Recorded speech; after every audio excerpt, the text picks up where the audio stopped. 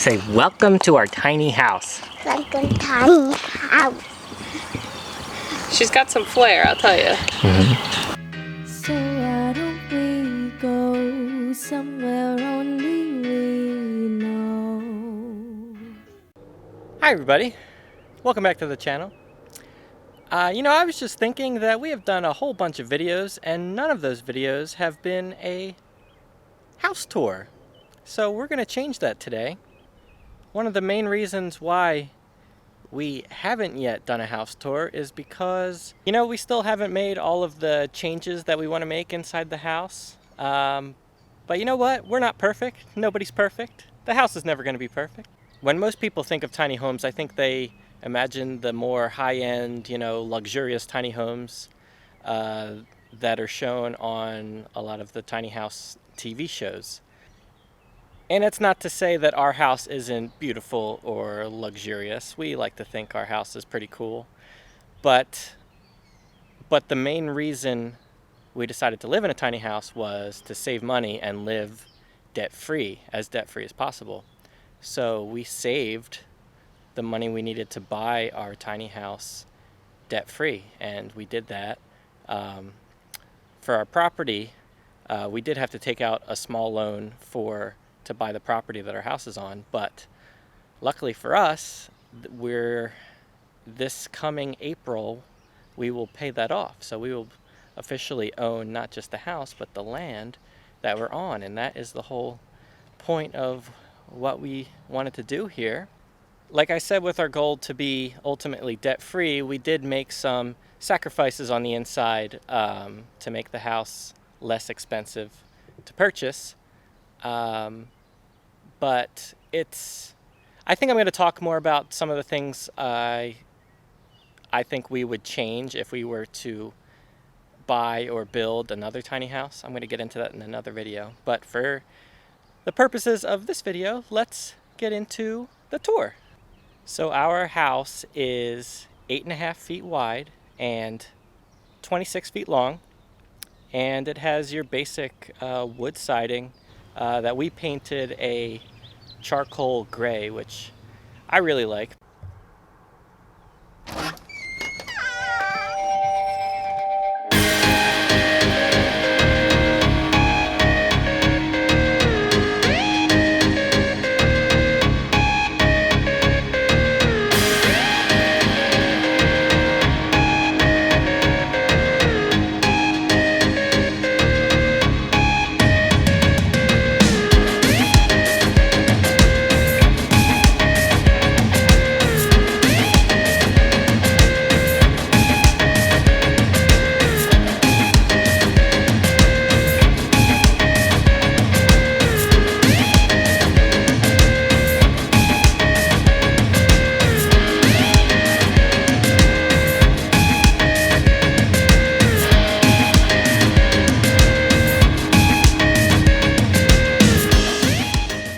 So this is our living room. We spend the majority of our time in here, and it took a little while to figure out the best couch for our space. We originally had our builder make a Murphy bed that pulled down over a built-in couch, but it was so heavy that it was difficult to constantly put up and back down, so we scrapped that, and then we bought a daybed couch from IKEA that ended up being a little bit too small, but also a little bit too big. When you pulled out the bed, it took up basically the entire room, so that didn't work because we could barely even open the front door when that was out. So we got rid of that day bed, and then I built a couch out of 2x4s that I designed to be pushed together to make a full-size bed, and I did that by putting wheels on the bottom so they could roll together. But I actually made that couch way too big. They were too long, and it was difficult to maneuver them together like I hoped. So we scrapped that, and then we got this couch from Wayfair that we actually saw Liberation Tiny Homes used this exact couch in their Rumspringa model. And it's the perfect size, and it even has a storage chase that's comfortable for lounging, and also we store all of our clothes in there, almost all of our clothes. So usually people say 3 times the charm, but in our case the 4th couch was actually the charm, and that's what it took to finally get the right couch for our space. We made this space for Lucy to store all of her clothes in here. This is a chalkboard piece of like plywood chalkboard I got at Home Depot. It's pretty cool. I just put it on a hinge, and all of Lucy's clothes are in here. This is perfect for her. We utilize all of this storage here in our stairs as much as we can. So down here on the lower portion, you can see we each have a little cubby for our shoes, which works really nice. And this cubby here, this is kind of like a pantry for, you know, like crackers and little snacks and stuff like that. On this side of the house we have some hanging plants, and Stephanie got this ladder shelf from Kohl's, I believe. That's been really nice for storing things. I'm proving my point about how much or how often we change things around here, because when I originally shot the B-roll stuff for this video, this table was over here under this chandelier that I made. And since I shot this a couple days ago, we've decided to move it over here to create so much more room. We have all this more space down here that is now just open space. A lot of the changes we make, all the changes we make are to create as much open space as possible to make this small space feel as open and comfortable as possible, because there's nothing we could do about the small space except get a larger house, but we're not planning to do that. So, you know, we gotta be creative and make as much use out of the space that we have as we can.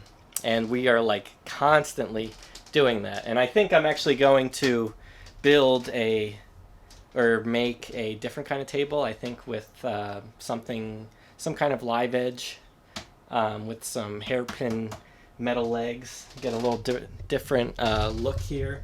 But this table has served us well so far.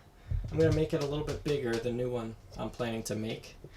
And I'll probably show that in a future video. Another thing we had to do to make this small little change with moving this table, where the table is now is actually where the fridge was.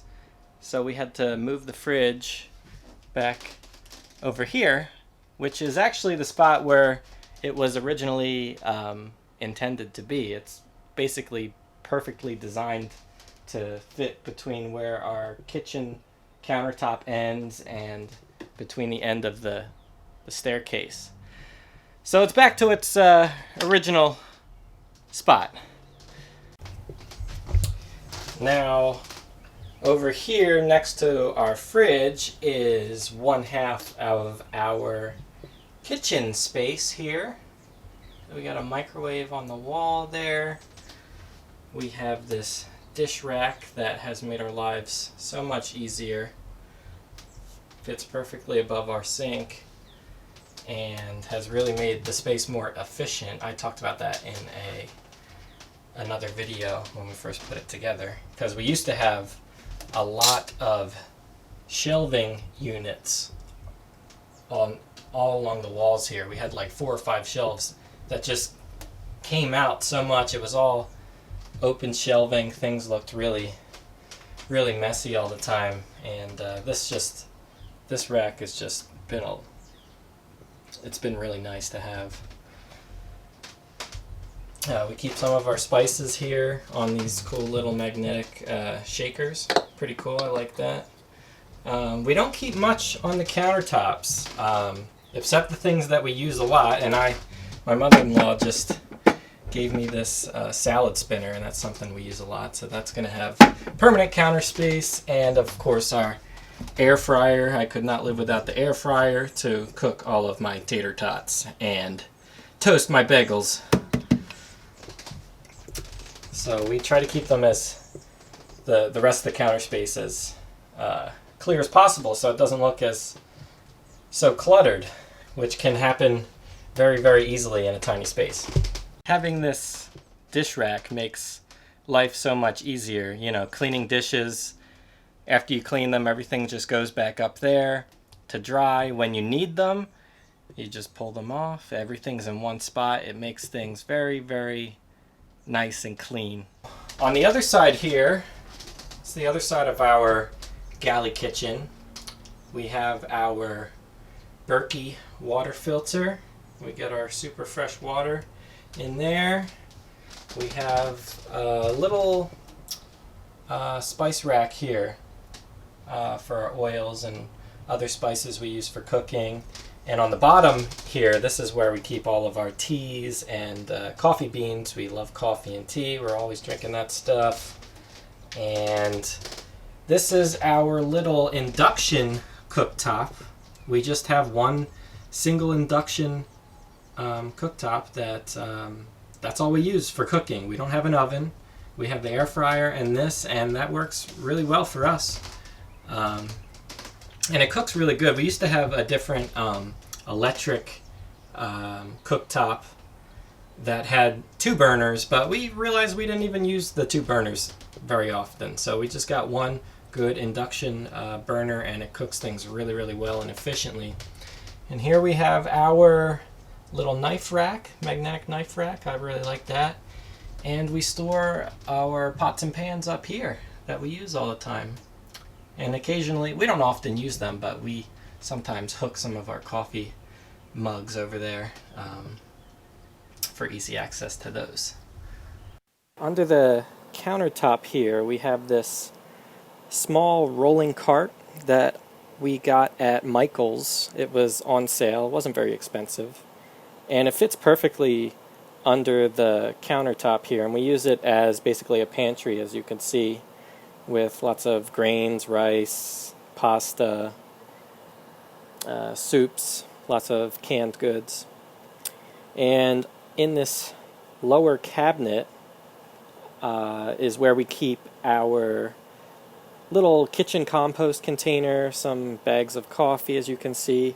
And this is where our little hot water heater is stored, and it fits perfectly in this cabinet. It's a 12-gallon water heater, I believe, and it works really well. The only downside is when you're taking a shower, you get about maybe 10 minutes of hot water, and then it starts to get cold. And then we have to wait maybe like a half hour in between, taking showers and things like that. But it's not so bad. We also have to be careful when doing dishes before taking a shower so we don't use all the hot water. And now for the bathroom, my least favorite portion of the house. In we go. It's not very big, but it works. We definitely sacrifice the most space in here, and if we were to do things over again, I am pretty sure we would make this area a lot bigger, a little bit bigger, but it works for what we need to do in here. We have a regular flush toilet, and on the other side here we have the shower. Nothing special, just your tin. We lined it with tin on the inside of the shower, which I think we're going to change because we've noticed a lot of grime build up in there from soap and shampoos. So I think we're going to go with a tiled look at some point in the next year or so to give a nice little bit of a cleaner look in the shower. There's one part of the stairs storage that I forgot to mention, and it's the tallest part of the storage that we just have a little white cloth here covering it. But we keep a lot of my wife and I's clothes that we have on hangers in here, and this is really nice to have. Really nice large storage area in here, and we keep a bunch of other junk in there that's not very important, just junk. And last but not least, we have an upstairs, our loft area. As you can see, we have a little barrier here that we put up to keep just for peace of mind, make sure our daughter doesn't fall out of the loft in the middle of the night, which would be very impossible because she's all the way in the back of the loft where her bed is. I'll show you when we go upstairs. Let's go take a look at our loft.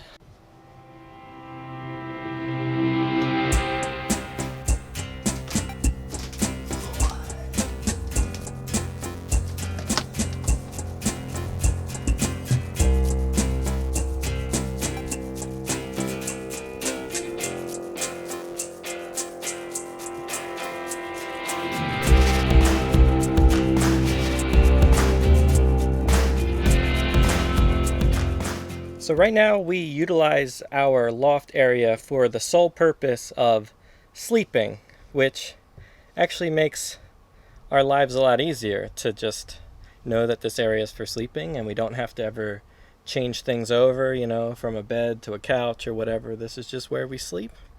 And we don't keep anything up here except our beds and the millions of blankets and pillows that we have up here for some reason.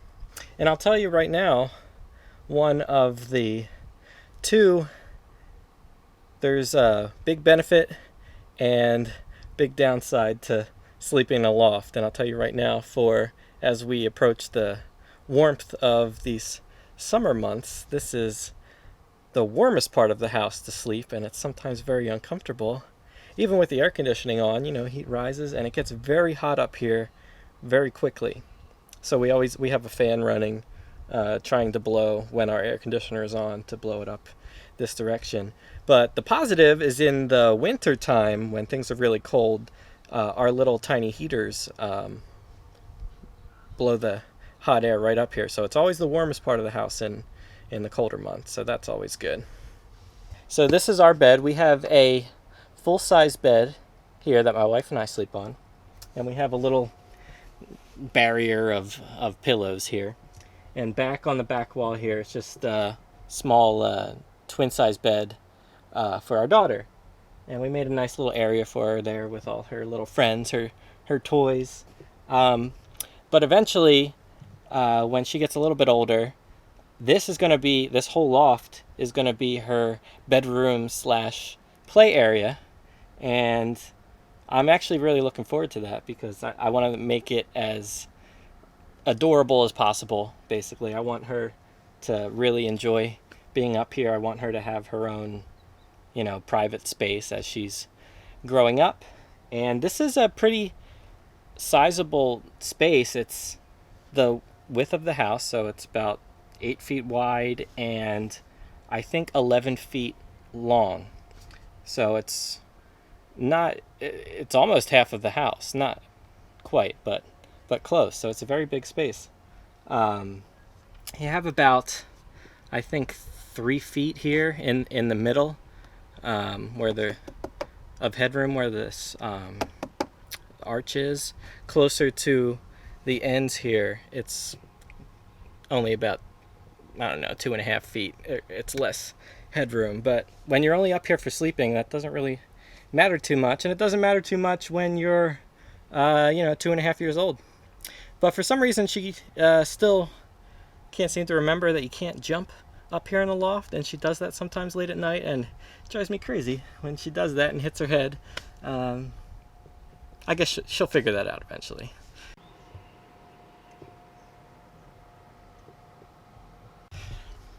I don't have any reason to really show that. I just wanted to share that because I really miss sports and football and all my Philadelphia sports teams. I cannot wait until things start getting back to normal and we have some of those distractions again.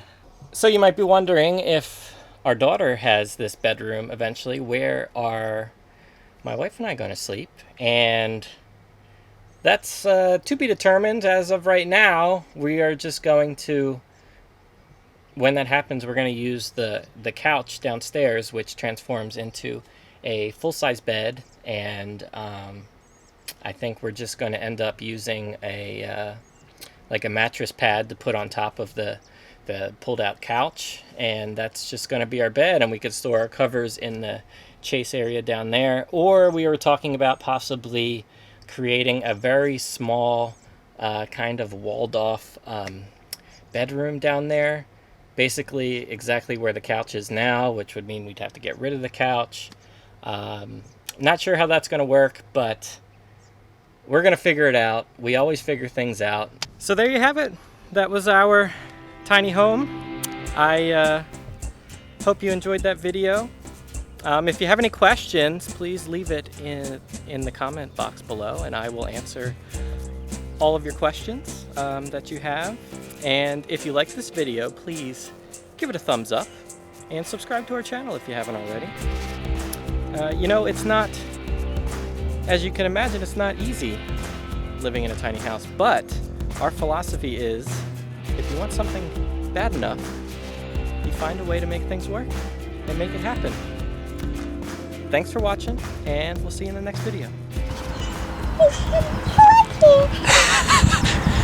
And subscribe to our channel.